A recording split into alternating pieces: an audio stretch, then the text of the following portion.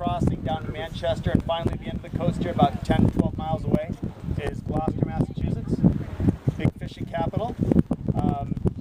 The Gloucester fishing schooners you guys have all heard of were actually built in a neighboring town, a little muddy village called Essex, which is famous for building wooden schooners. And the original name was Harold Burnham. His name has been building boats in Essex for about, I don't know, since the 1640s. How long is that? A long time. And if anyone has the opportunity, we got a great book that I love to pass around. We call this our baby book. I'll start with you. Thanks. We call it our baby book. Not least because it took 9 months to build the boat. And Harold loved to tell me that a woman could not make 9 women could not make a baby in a month. Think about that. 9 women could not make a baby in a month. So I would say, Harold, why don't we hire some more people to get the boat done on time? Harold would say, we don't need those people. So who knows the history of this boat? Anybody? What do you guys know about the Fame?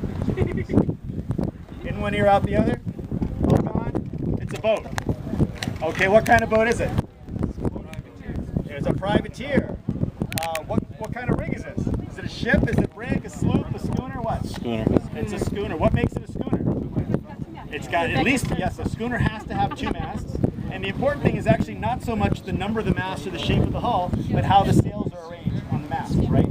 So you guys have all had a good look at the Constitution and the Friendship. Those are square rigged vessels.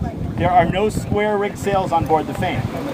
So the advantage of this rig, which is a more recent rig than the square rig, are basically, well, 2 that concern us today. Number 1 is it takes a lot fewer men to run this boat than would run the Constitution or the Friendship. Irrespective of the size difference of the 2 vessels, a square rig is just a more complicated rig. It's more difficult to adjust and raise and set the sails. This boat can be run by a man and a boy in any kind of fair weather. And Bob and Nicole and I honestly could take this boat just about anywhere in any weather because she's a schooner. That's the great thing about schooners. And that's why they were immediately seized upon when they were developed by people who were looking to save money. So they became very popular with merchant people, became very popular with fishermen. More people fishing, less people handling the sails and the rigging, right? You can make more money that way. So the schooner starts to develop, at least the American version of the story, the schooner starts to develop in the early 1800s. It starts primarily with small vessels. This particular kind of schooner is a tobacco schooner. It's called tobacco because that was the original name of Essex, Massachusetts. It was part of Ipswich until it became its own town in, I think, 1819, after the War of 1812. They called these little tobacco boats because it was a very popular design. They started much smaller than this, and it was such a popular design that when they needed bigger boats, they just built bigger copies of the small design. That's why, if those of you who are sailors or have looked at ship models at all, you may notice that our bowsprit is off-center. It's like an afterthought.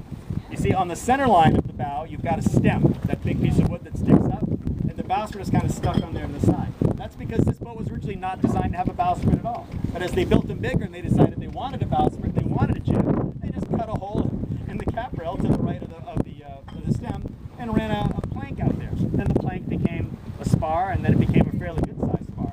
And that allowed them to sail the boats a little bit more aggressively and put more sail on. But really, this is just a design that was the same design for 70 years. They kept building these boats because it was a very popular and effective design. And no matter where they were built, they called them tobacco boats. They built boats like this all over Massachusetts, all over the District of Maine, and up and down the Canadian Maritimes. And they were like the blue Chevys of the 19th century. These boats were a dime a dozen. You saw them everywhere. Nobody in their right mind would ever build a replica of a vessel like this, except maybe the Essex Shipbuilding Museum and me. Right. But we built a boat. We built this replica not because we thought tobacco boats were that interesting, but because this particular tobacco boat, the Fame, was built in Gloucester, about 10 miles down the coast here. Actually, a part of Gloucester called Annisquam, if anybody knows it. And it was built right before the War of 1812. And at that time, all the people who lived around here, whether you were from Marblehead or Manchester or Salem or Beverly, you were looking at loss of income, loss of employment for the duration of the war, because we were about to declare war on Great Britain, who was not only our largest trading partner, but also the owner of the world's largest fleet.